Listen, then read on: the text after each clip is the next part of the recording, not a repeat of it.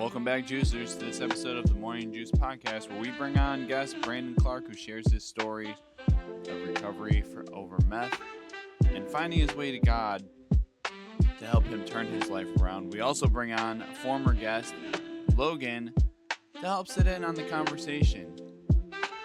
So give it up for your guests, Logan and Brandon, and your host, Juice. Welcome back to the Morning Juice. It's your host, Juice. Today we're doing something different. We got a returning of Logan, and we brought Brandon, his friend, on here to talk about his, tell us about his sobriety story. And let's just jump. Welcome to the show, Brandon. Thank you, sir. And welcome back, Logan. Thank you for having me. I appreciate y'all coming back. No diggity, no doubt. 3 on the couch. Tell us a little bit about yourself, Brandon.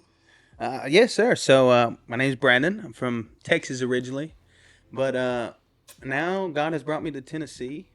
Today I'm on the Morning Juice Podcast. Yep. We were in studio just a few hours ago. It's been an amazing day. It's been an amazing journey, but really what's brought me here is 5 years of sobriety. Yeah, man. That's huge. Man, 5 years of sobriety off of methamphetamine and alcohol. Hell yeah. And That's huge. if I can't prove to people that God's real through my sobriety, I don't think it's possible. I like that. I love that. Because I remember going to a place in my hometown called Poletown. And I have a few family members there. Those family members that reside in that area of town are not the best role models. Right. That's where I used to go to get my dope. To be in Nashville now and doing podcasts and sharing God's word, it's just, how far will God take someone who's willing to go? Did you go to treatment or did you? So that's a really great question, because that was one of my biggest things. I used to pray, God, I don't want to have to do rehab. And being someone with very strong ADHD, I really thought I was going to have to, because the meth is very similar to Adderall and Vyvanse. Right, it is. Medications that I would be prescribed. So I was very into it when I got hooked on it. And that was why it was so hard for me to get sober from that. And I just prayed and prayed and prayed. I said, God, just give me a way out of this without rehab. I want you to be my rehab God. And the way he did that was I got back on my medication for a short period of time. And it's very similar, like I said, to methamphetamine, but it's clean. Meth is a very dirty drug, but it's a stimulant, it helps you focus and things like that. And I just started using my actual medication again. 7 days, I was clean. No withdrawals. Wow. And I owe that all to God, because that was a prayer I just continuously prayed for him to just do that. So, because I didn't want to have to be that person that relied on rehab or another drug substitution. It's a blessing to be sober. Yeah, I mean, to do it 7 days, that's amazing. I mean, that's kind of like going through a detox, though, Yes. But you used your Adderall to help you off the meth, which, I mean, anybody that takes Adderall that don't need it understands what they're talking about, because you can abuse Adderall, because I've had several buddies abuse it over the years. But to get back on it, to get off of the meth addiction, that's amazing. Now, how long have you been in Nashville since you're from Texas?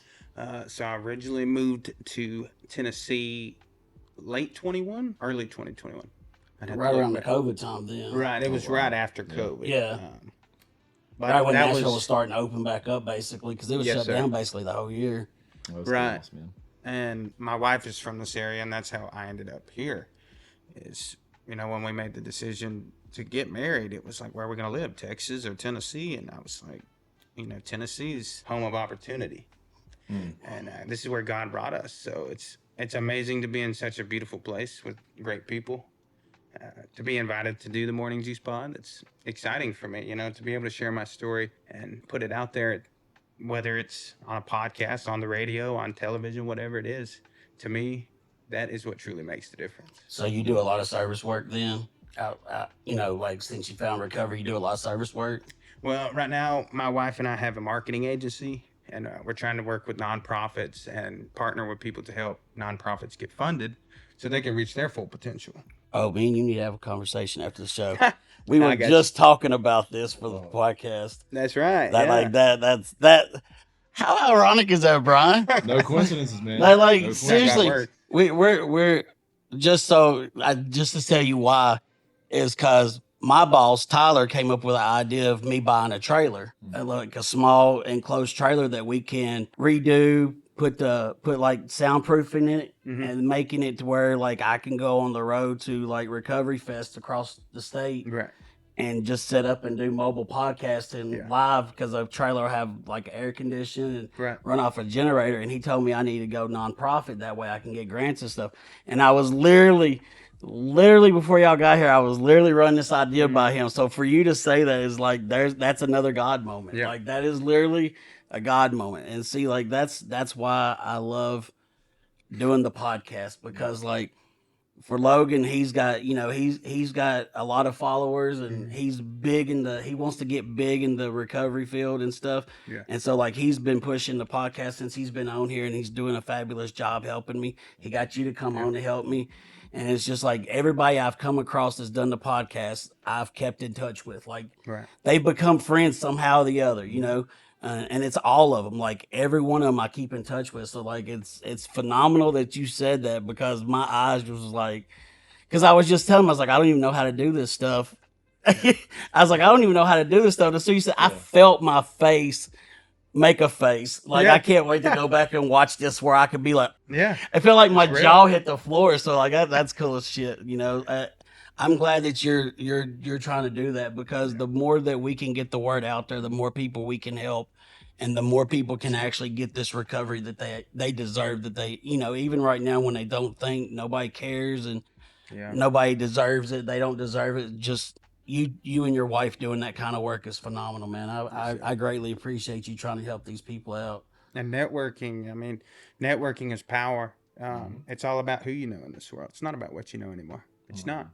That's why I'm here. Yeah. Logan knew me. Oh, yeah. Absolutely. And you know how Logan was here? He knew my boss. There we go. See? Middle school. And from middle school. Yeah, dude, wow, that's the crazy thing. I don't even know if we talked about that. So, like, Tyler and I, I had moved to Nashville in middle school, right? And I was in 8th grade, had like a long curly fro back then. And like Tyler and I, we were just around each other all the time. And then I transfer out, moved to Brentwood, go to Ravenwood High School, and I never saw Tyler again. Go throughout that, right? And then as I take my break of 4 years when I disappeared, and then come back and create my new social media, like I don't even remember. No offense to T, like I miss you, dude, but it's like I don't even remember us becoming friends on my social media. And so like he had messaged me as I was starting to come back around Nashville. I was like, dude, like you're in cigars now. I was like, yeah, man. He's like, let's grab a cigar sometime. And like I didn't really dive into his account just to verify like exactly who he was and how we were connected. So I was like, okay, somebody wants to have a cigar, like I appreciate it.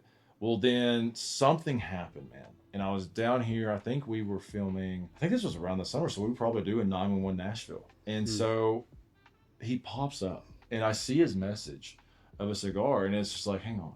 And there was nothing in there like saying who, like, and I just hit him up. I was like, hey, dude, you still want to get that cigar? He's like, yeah. So then he comes in, and like, if you see the picture of us when we reunite after all those years, we look like Danny DeVito and Arnold. We're twins, man. Yeah. We're matching to a T, like black T-shirt, denim jeans, and Chucks. And they look the same. Like he's tall and yeah, T-Bell's short, so I'm it's like 6'8", it's definitely twins. What is Tyler? Tyler's about 5'4", maybe. Yeah, bless you, bro. So like That is funny. we had the picture, and like people were like, oh man, is that your little brother? And I was like, But dude, it was amazing because then we connect.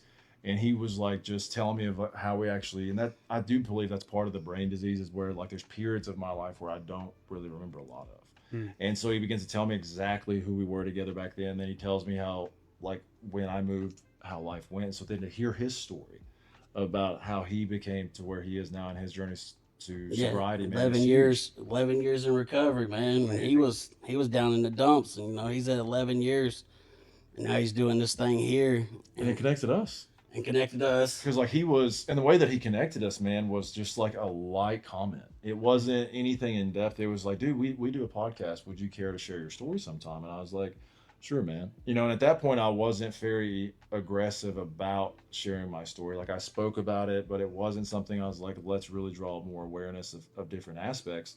And then something happened a month or two later, and he brings it back up to us. And then you texted me. It's like, hey man, let's do this. And like, the day that you'd asked, it was like I was supposed to work. It got delayed, and it worked out perfect. And then all these little moments of how God's connecting. Yeah, like it's funny because like now, like somebody asked me the other day, they was like, that guy that was on your podcast, he's an actor, right? And I'm like, he is. And they're like, how did you know him? I was like, through a friend of like my boss is friends with him. They reconnected, and now he's with I talk to him now, and they're like, that's cool. And I was like, yeah, like next week we're supposed to have a former Titan on here. Donnie Nicky's coming in next Wednesday to do his story with me. And like, I'm excited about that too, because like he got hooked up. He knew one of my former people. He knew Rossi in the episode Rossi did. Rossi reached out to him and was like, hey, you're in the recovery field now. Let's come on and tell your story too. And I was like, let's go, you know. He was with the Titans for 7 years. And so like for me, the podcast is starting slowly, but like I want it, slowly starting to expand out to, to actors and marketing field and former football players. And it shows that like addiction and mental health affects everybody. Like it don't have an age, it don't have a race, it don't have a like how much money you make. Like it don't care. Like it's gonna hit you. And I think the podcast is starting to show that by like different lifestyles of people and stuff like that, which is amazing. I love that for it. So like with your marketing, have y'all got to do anything with nonprofits yet as far as helping for addiction or mental health wise? Yeah, so we're still real early with that. Right now I've been doing a lot of radio work, awareness, and like he said, we met on set for I Can Only Imagine 2. He came on. Happened was crazy. But he was with K-Love today earlier. Well, it was iHeartMedia today. But we were at K-Love and Air One in Franklin last week. Yeah. And which is where we filmed, right? That's where we filmed the movie, yeah. And then I'm supposed to be back next week for a midday show with Scott with K-Love. So super excited for that. But right now it's still bringing awareness. We love Scott. Brian loves you, Scott. Oh, yeah, he does. Our producer loves you, Scott. Please watch this episode so you can see that. Scott, I'll show him next week. But we're still branching out. Right now, it's mostly been social media work and management. We drive a lot of ads for people, organic reach as well. Doing different ways of reaching. Shout out your place. Shout it out. It's Clark & Co. Marketing, and my wife's got her master's degree. Clark & Co. Marketing, yeah.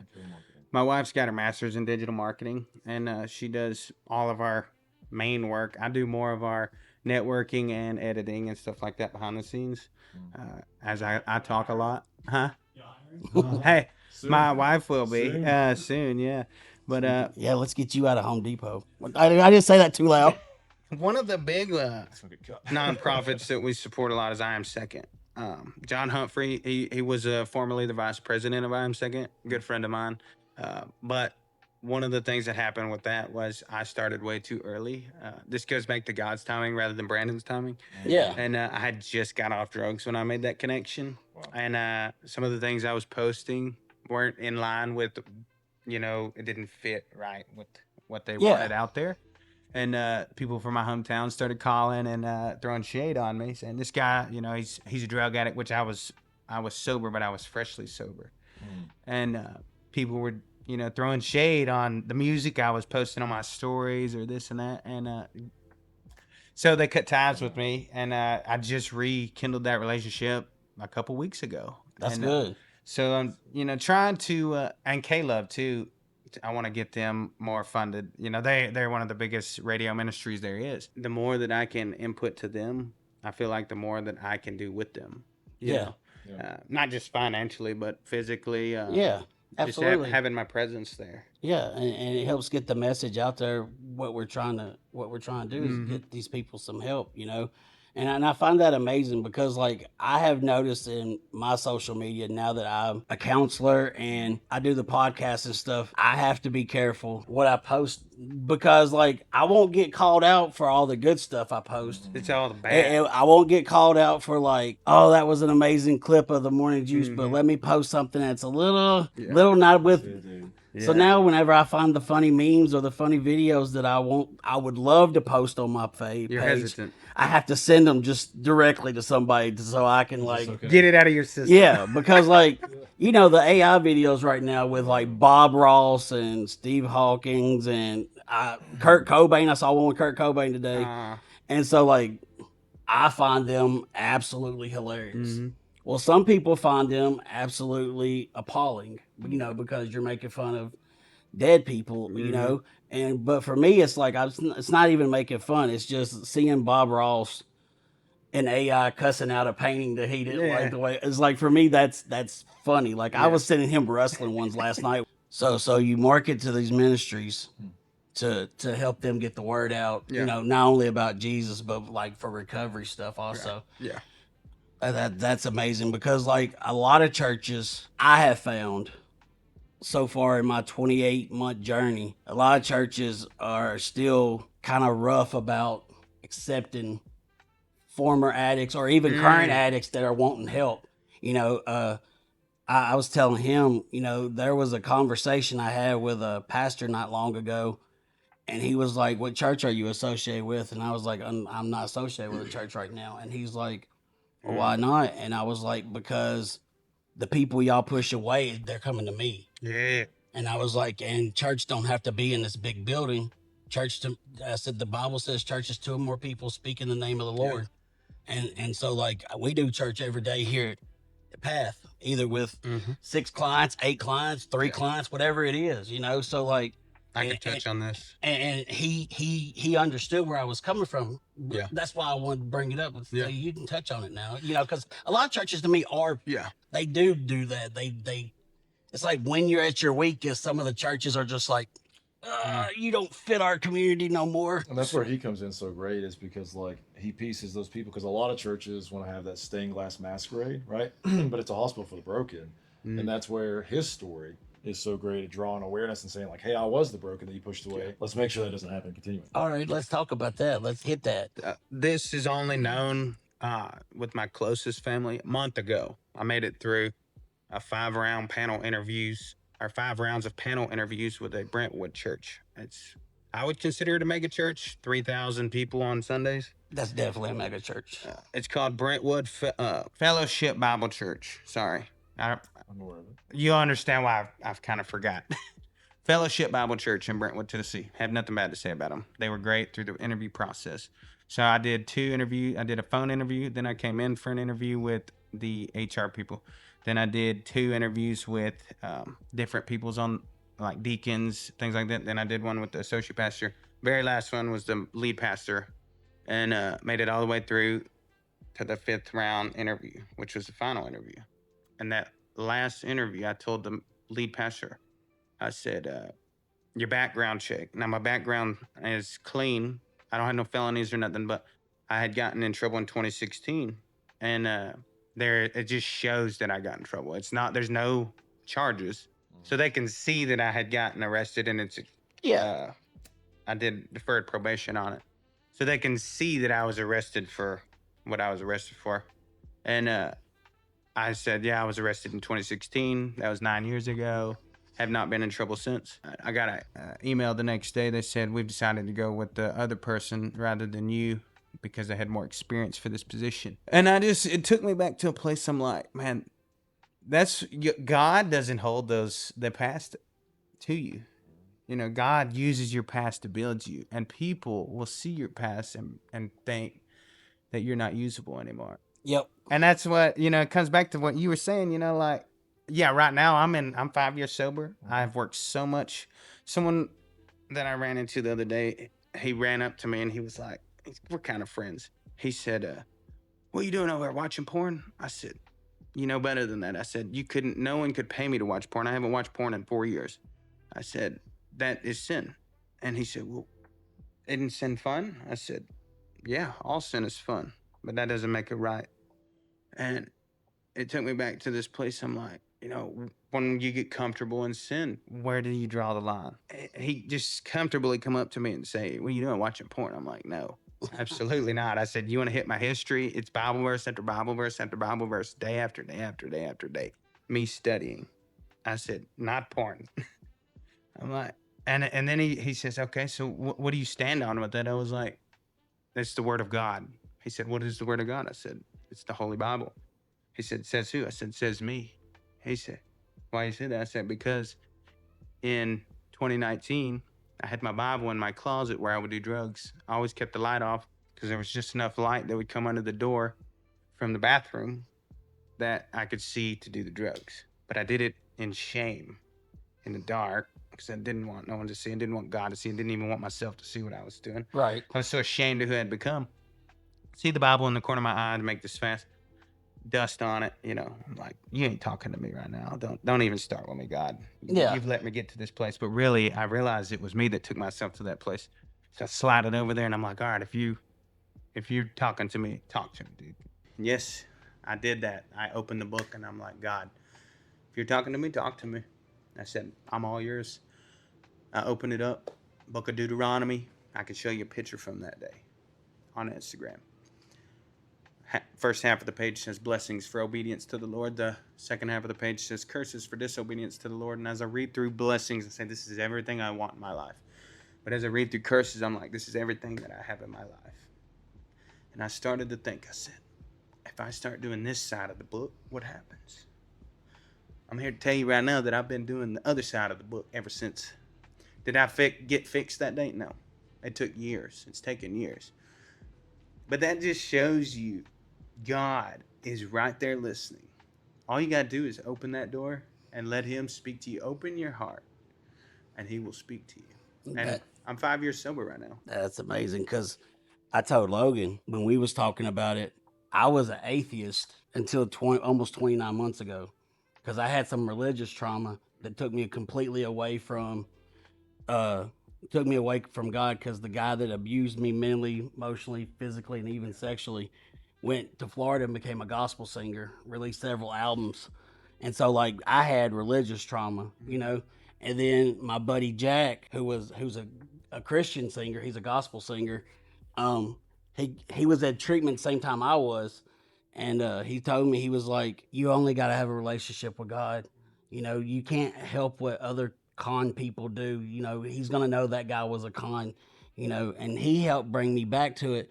And I agree with you on that, because for me, when people used to say, I can hear God talking to me, I'd be like, you're out your fucking mind. I mean, literally, that's what I would say. You're out your fucking mind. But then, as I started going through all of it and now working in treatment, I remember the first time I was working with a client and I could literally feel God's presence with me, because like I got this warm sensation, but I got goosebumps everywhere. We was just talking about that. And here was this client. He was begging me, you know, he was begging me for help. He was like, I don't know what else to do. What else can I do? He's like, I'm trying to have a relationship with God. I don't even know how to start. And I don't even know why I said what I said, but I stuck my hand on his shoulder. I was like, just get on your knees and surrender and just ask. And he did. And like while I was sitting there praying over him, look, I'm getting goosebumps talking about it. As I was sitting there praying over him, I was like, I feel this warmth that I've never felt before. And then I wasn't even saying it out loud. I was just thinking it. And then he said, I feel a warmth come over me that I've never felt before. And I was like, that's God. I was like, that's God. I was like, because I feel the same thing. And like we shared this big hug, and you know, last weekend was our homecoming for the alumni at the ranch, and I was an alumni, but I also used to work there. So he was there, and I got to meet his girlfriend. He's got a year under his belt now. He's doing fantastic. And he told her, he said, this is the guy I tell you about every day. Mm-hmm. You know, this is the guy that helped me turn my life around. And like for me, they did the work. I was just there to guide him. But for him to give me that type of respect, saying that I was the one that turned his life around.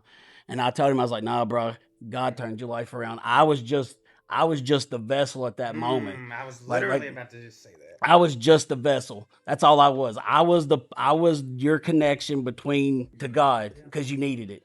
And like, just to know how close, I mean, he's my brother now. Like I've got a lot of recovery brothers and sisters, but like he's damn near blood brother to me, because we had that moment, you know. And I've had that with several clients now. And when I have it, those are the ones that it seems like we keep in like real close touch with, because like you just shared something magical, you know, and you're just like, and sometimes after I get done talking to them, I'm like, what did I just say? Like, because it's almost like, Holy Spirit. yeah, like you literally, you're like, what did I just say? Because they're crying, I'm crying. I'm like, what just happened? That was amazing. And like, and for people that's never experienced that, they don't understand it. But like my guardian, I call her my guardian angel on earth, Mama Carol, she's always told me that would happen for me. Because like she called me this is the first time God tried to talk to me and I didn't listen. First time God tried to talk to me, I was fixing to commit suicide. I done worked with my favorite people. My gun was in my truck. I told everybody, usually I say, I see you tomorrow. And this time I said bye. That was me last time. Yeah. And I said bye. And I didn't get it. And then Mama Carol called me and she's like, son, are you struggling? And I said, yes, ma'am. She's like, God told me I needed to call you tonight. And she was like, I need you to make me a promise. And you ain't never broke a promise with me. I'm like, Mama Carol, I don't know if I can make a promise tonight. She's like, no, I need you to make a promise. She's like, I need you to make this promise. God's saying I need you to make this promise. And she's like, I just need you to call me tomorrow morning. And I was like, Mama Carol, I don't know if I can or not. She's like, no, honey. You got to call me tomorrow morning. God's telling me you got to call me tomorrow morning. And me and her talked about this since then. And I didn't do it because I would never not break a promise with this woman because she's been a part of my life. Both of her kids have worked for me, through the years. So I've known her for probably 20 plus years now. So like this was in this was November of 2018 and I didn't do it. And then when I went back to the ranch the second time, my therapist was a pastor also, but he never spoke religion to me because he never spoke spiritual to me because he knew where I was at with that right then. And the day I was going back the very next day or a couple of days afterwards, and he was like, Juice, I just want you to pray one time. God, if you're real, show me a sign. He said, because God's got something big planned for you down at the ranch, and he needs you to go down there again because there's something bigger for you down there. So I was like, for the first time in years, I prayed. I was like, God, if you're real, show me a sign. I was like, okay, I'm sure I'm not going to get no sign because, at this point, I'm still whatever with God. We were not best buds like we are now. And then the next day, Mama Carol says, I heard you're going back to the ranch. And I was like, yes, ma'am. She's like, once you get down there, God's got a plan for you. That's what God just did with Logan from Knoxville to Nashville. He's like, he's got a plan for you. And you got to go back there and you got to get the help you need to make you stronger. But God's got a plan for you there. And I was like, all right, God, ears are open now because like these two people don't know each other. But it's like, all right, God, ears are open. Like, I'm going to try to figure this out while I'm at the ranch. And then he just so happened to make my roommate a gospel singer whose uncle was David Cassidy. His name's Jack Cassidy. And like, he was my roommate who's like writing gospel songs because he had lost his spirituality a little bit because he got on some drugs. But he started writing Christian songs. And then he was wound up being my roommate at my house for 6 months. So he wrote songs after songs after songs in my garage. So like that was my first connection with God, and ever since then is I just keep my ears open because like if my intuition, I call it my intuition, like you get that intuition in your stomach. I get that and I'm like, all right, I'm listening. What's going on? Like I'm listening. Like let's go. Yeah. So like and it's weird that you said the same thing. Like you said he had a plan. Yeah, Knoxville. He said he was in Knoxville. I'll let you. Yeah, which I mean it's crazy because like I'm wearing a shirt from Knoxville, which shout out to Knoxville VetNet because like the things that you're doing with the podcast and you're doing through the marketing and like I am a mental health advocate, but like the Veterans Network out of Knoxville, man, they have been so massive in like drawing awareness. Like yes, focused typically primarily towards the military veteran community, but like they are just spreading awareness of like mental health, right, and like providing assets. So Keith, brother, you've done an amazing job. Keep the fight. But yeah, it was like the movie that brought me back to Nashville is how we met, and like the way everything lined up, and we talked about it a little bit. Yeah. And we were talking about actually Tim Timmons, which I'm so sorry. Why does that name sound so familiar? Because didn't you just do a podcast? Yeah, we just did. I was talking to him earlier. Right. So it's working the board together. And so all these little things, man, of like how God is orchestrating it. But one thing that I was listening to, and all these little things, and we've talked about in the last one, right, is my journey through the entertainment world, right? It started with the modeling led to the acting has led now to the country music side. And the thing is you mentioned I Am Second earlier, and you were saying in your room, right, the guy was writing songs, right? And we talked about last time, like, this is why my passion is music. And we actually just left the studio. I got a last second call, Logan, can you come into the studio real fast? It's like, what? Yeah. And so the beautiful thing is like what is happening through the music world right now. It's gone from this like a waste of space in a degree. Like music is beautiful, right? but it is when you get back to the root of like telling a story and that connectivity, man, and like how the world is longing for the connection. And that's what you're doing through your podcast. I know earlier, and I didn't want to correct you because it's your show, but it's like you were talking about you're moving slowly, and I don't think you understand the impact you're actually having. Yeah. Right. And that's the thing is like you're getting these platforms, and it's like it doesn't matter what you do, whether it's in the marketing side or, you know, right now in your place as a place of employment, which we won't say, you know. And Path. We'll always talk about Path. no, I was talking about Brian. Oh, yeah. Yeah. Not Brian's place. Yeah. We don't want to get Brian in trouble. Yeah, there's no way. If something happens, you know, I'm not going to point fingers, but you know what I'm saying. But it's like, you know, God uses you where you are, and then what he does after that is up to him, right? And so, like, we were talking about the whole drive here, and I was getting so frustrated, man. I was like, dude, we just keep getting delayed with traffic. Like, it made no sense. We left in plenty of time to get here, but the conversations that we're having of, like, what God is doing along this journey, and it is all centering essentially around music, but it's not, to a degree, isn't like that's how it's brought all of us together. Yeah. Right. But it's also the aspect of what God's doing in Nashville, right? The city that I felt like I was ran out of. When we were talking about the magazine that reached out to me to do the interview, do you know where that came from? Oh, nice. So we were on set of I Can Only Imagine 2, and I didn't even know my character going into the film. They just said, just show up, right, and bring some options. So I bring in my red jacket, okay, and they stopped me like, dude, we love this guy, like, and they bring me up and they say, hey, we're promoting your character. I was like, okay, and that's where I told you I was with Trace Adkins, Yeah, and I was a singer in this film. So we're on the red carpet, and like they gave him a camera to be the paparazzi because in this scene I'm being harassed, right? Yeah. And so I got to go crazy and like pull a Dennis Rodman, grab a camera, pull it down. I throat chopped one person because I asked the producer. I was like, dude, he said, Logan, just like let it fly. I was like, bro, I was like, you don't know who you're saying that to. Like, oh, it's gonna fly. you unleashing it now. So I did. I grabbed it, but then I see him out of the corner of my eye, and I just point over to him with the camera, and he goes. And I was like, yeah. So then after the scene, he comes over and he's like, dude, why'd you point me? I was like, I don't know, man. You just had a camera. So I was like, here we go. So then we start connecting about my story. And then he goes, man, I need you to hear me. And he tells me about his story of sobriety and finding Christ, right? So because he stepped out, right? Because Jim Johnson is the one who got me back into film, right? A conversation, and afterwards, you're talking about these moments of like they happen.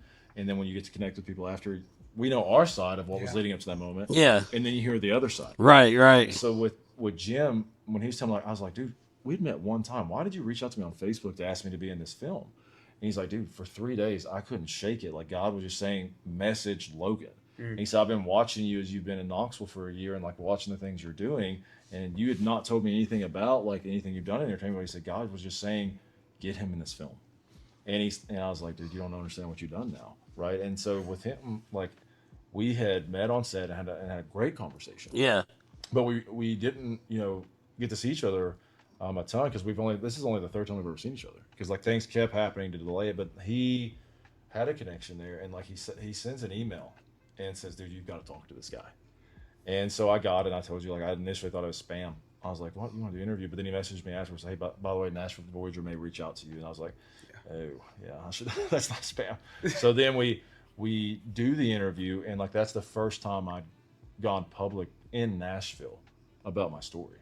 And so then because of that though, I told you I was sitting in the Grand Ole Opry with Jamie as we were doing a show, and the article comes in and Nashville says, hey, your story's life, thank you for sharing it, like the people need to hear your story. So because of the obedience of people listening to when God is pushing you, right? Because it's typically the things that we don't want to do that when we do them, God's going to do something so massive. Like we were talking about on the way here. So it's all these little moments that God is orchestrating, right? And that's all leading to something so much bigger than ourselves. Like if Tyler doesn't reach back out to me about a cigar, I don't meet you. No. Right. And then I don't do the first episode with you. Right. And then if I don't do the first episode, you don't make a passing comment like, hey, by the way, if you know of anybody that you'd want to be on the show, I said, I got a guy. Yeah. Immediately text him, right? And then over to him. If Jim doesn't reach out to me, I don't go to I Can Only Imagine. If he doesn't share his story and reach out to Nashville Voyager, to be honest with you, if the Nashville Voyager thing didn't happen where they were like, Logan, the world needs to hear your story, I don't know if I come back to Nashville. Right. And then now perfect timing everything was.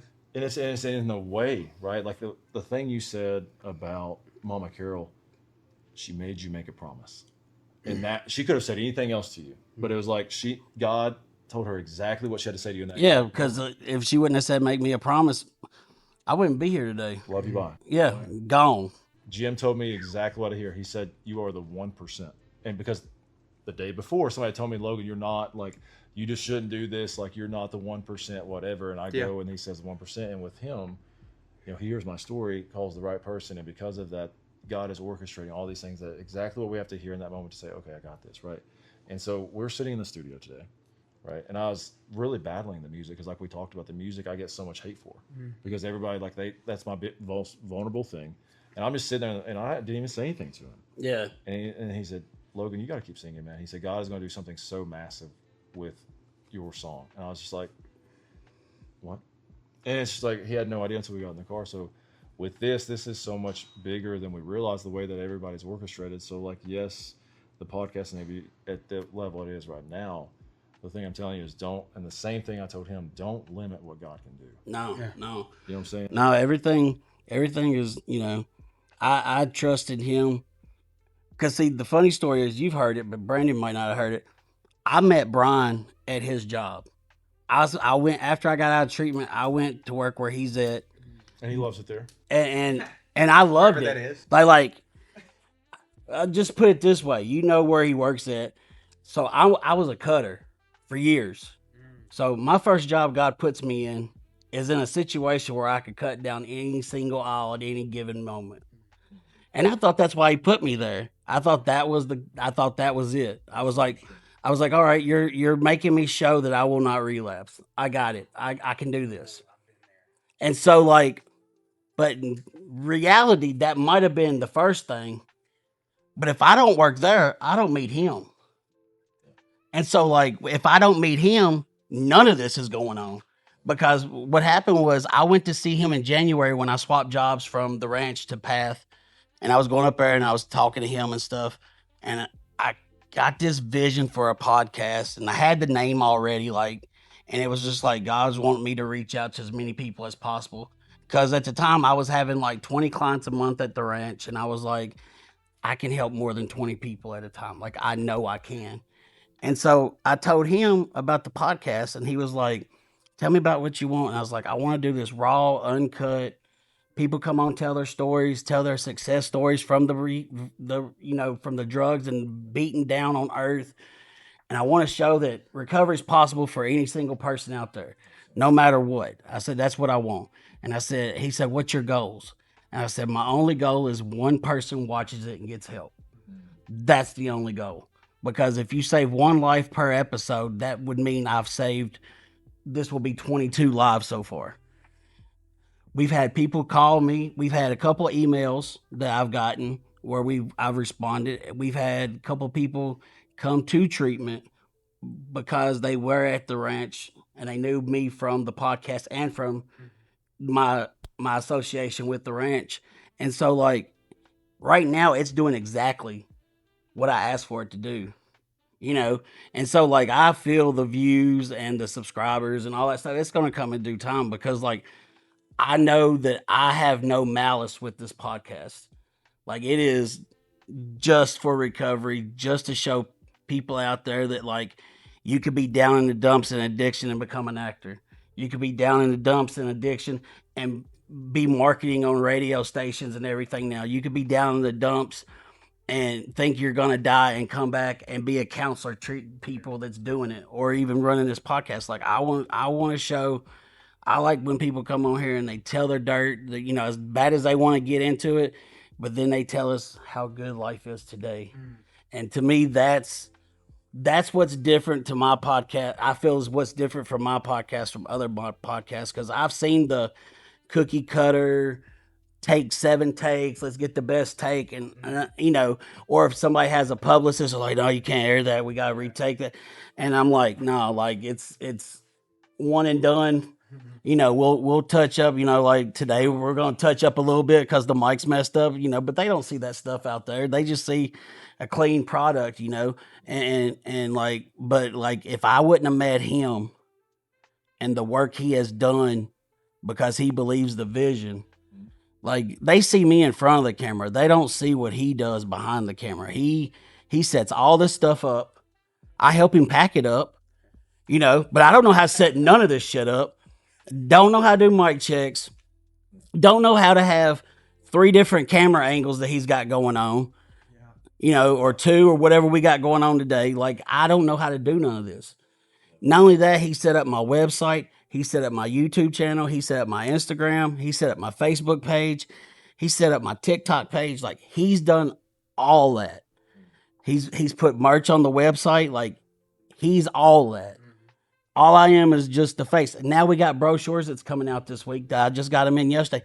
He designed it. Tyler paid for them. He designed them. Like without him and without Tyler, none of this is possible. And that's why I'm so blessed to have them, because like they ain't asked for no money. They ain't asked for nothing. They're like, Juice, you just get your message out there and we're going to support you. You know, and if one day, if this thing does hit big, we know you'll do right. You know, and they know I'll do right, you know? And so like to me, it's like, let's just keep it rolling and just keep going, you know? And it's blessed by God. Like, I truly know it's blessed by God, because if I wanted to make podcasts to make money, literally me and Brian would be sitting on the couch making fun of other videos all the time, because that's how me and him got connected. We have the same humor. So like our comedy would be gold, because we have the same terrible punchlines that would make people laugh. So if I wanted to do something for money, me and him would do a second podcast where we're just goofing off, making fun of shit. And will we do that one day? We've talked about it. We are absolutely going to do that one day. That is one day, but we want this baby to grow first. We don't want to do that podcast and people come over to this one just because of that. Like, I want this baby to grow first, and then we're going to do the fun stuff. We were talking about basically what you're saying on the way here, in a way, because it's on my bio, or not my bio, my note on both my Facebook and Instagram right now. And I just made a post. I went to iHeartMedia earlier to try and catch Bobby Bones in the studio, but he was already out for the day. And I put on there in position, because in position is we're prepared and we're ready. And that's what you're doing. That's what Logan's doing. That's what I'm doing. God has put us in position. And right now, me, Logan, we know, because we were talking about it on the way here, and I'm sure you know too, it's about to blow up. Yeah. And people out there, they don't realize. They think we're just this is a hobby, you know. But the more we put out, that's what's so funny about it. God uses the lowly to show the world just how powerful he is. Because, like I was talking about Poletown, that's the most rundown part of a 3,000 population city in Grand Sling, Texas. I was out there buying dope 5 years ago. I was in iHeartMedia today. I was at K-Love last week. Mm-hmm. We were on a movie set together a few months ago. Like, I'm waiting on a TV show right now. I cannot say which one because I have an NDA, but it's a very big TV show, and it's reality TV. And I know I'm 99.9% sure he's opening that door, just because of how I feel about it. Yeah. I've already gone through the first phase. We're waiting on the network right now. Like I said, it's about to blow up, dude. And people just think this is a hobby. No, yeah. This is God's will, baby. Yeah. This is God's will. And I feel like if people do things out of the goodness of their heart, and they're not trying to impress people, like, they're just genuine. Like, for me, I feel like what's going to make this go is how genuine I am and how authentic I am, because this is me. I genuinely care for each and every person I come in contact with. Like, I teach my clients to walk into a gas station and I dare them to say good morning to the person behind the cash register, because she's probably been yelled at 400 times a day. Just ask her how her day's going, or just say, I hope you have a blessed day, and just watch the smile pop up on her face. You could literally save somebody's life if you see them down in the dumps and be like, bro, I know you're struggling, but just know somebody cares about you. And you could change the outcome of that person with such like a 10-second phrase. And for me, that's what it's about. You know, that's just being as genuine and as authentic of a person as I can be today, because like I wasn't always that person. Like I always felt like I was a decent person, but I wasn't my authentic self. And today, as I say it every day, today I am more than blessed God has blessed me more than I feel like I deserve at times because of the way I treated not only him, but like, I still got family members that don't talk to me because like of our situation, they wasn't there in my recovery process. They don't believe I had anything wrong with me. They think it was all fake. And you're not really a believer in God. You were an atheist for X amount of years. Like, how can you change? And it's okay. Like, I still love them. I might not talk to them right now, but I still love them because the only way they'll love me back again is my actions. Because my word fucked shit up for so long that my word's not good to them. And I'm okay with that. I'm okay with having the proof from my actions for several years. Like, I'm okay with it. Does it hurt me sometimes? Absolutely. But I'm okay with it because I know if I keep doing the work, God's going to reconnect me with those people. And that's all that matters to me. It's just us doing the next right thing. That's it. Logan, I know you got something to say right here. Oh man, Say it, Logan. it's just you just plant the seed, man, and like we talked about it last time, so I introduced him to it. Like the second song I wrote was called "Family and Always Blood," and it's like It's beautiful. So thank you. And so like the thing is the way people treat us is a reflection of them. The way we react, the way that we treat them, It's a reflection of us. right? And so that's the thing that hurts so often is the lack of love that we receive from And rejection. people that should be the first ones to be there, right? And it's like most of the people that I've met with along this journey of like where I've dove into who Logan is and and trying to help people now, right? Because like I said on our last episode was like I made God a promise that if he'll give me a second chance at life, I'll spend the rest of my life showing the world love and compassion I'd never known. And most of the broken people I've met, it came from their bloodline. And so the thing is like you may never get that apology that you so deeply want, or you may never get to hear your family say, "I'm proud of you," right? Or "I love you." And like being at the place in your life where you're okay with it, it is such strength. And like you said, the authenticity of like, I'm not doing this for the applause. I'm doing this for the life-changing aspect. So as we were walking through this, understand that you may not have the love and support and everything from your blood family, but understand that God is going to put those people that you need in your life. 100%. And the biggest thing with that is understanding that there is a God that loves you so much that he sent his son to die for you. Okay. And the second thing is understand that God knew about your family, so he'll send you strangers 100%. Absolutely. Right here, bro Chacho. Like, and also speaking of love, I know in our episode he said, soon I'll say, I love you. It made it 2 days, and I got the L bomb. Proud of that. We're here for it. So, I mean, community is everything. That's the biggest thing is like everything we're talking about is like if you go at it alone, you will fail. Yeah. Right? Because like that is where the enemy works so heavily is in isolation. Hell yeah. Because like you'll be sitting there. I know there's so many times when I was going through things like it's understanding like separating fact versus feeling. When you're so caught up in things, whether it's addiction or depression or anxiety, it's not that your feelings aren't valid. It's just that they're not real.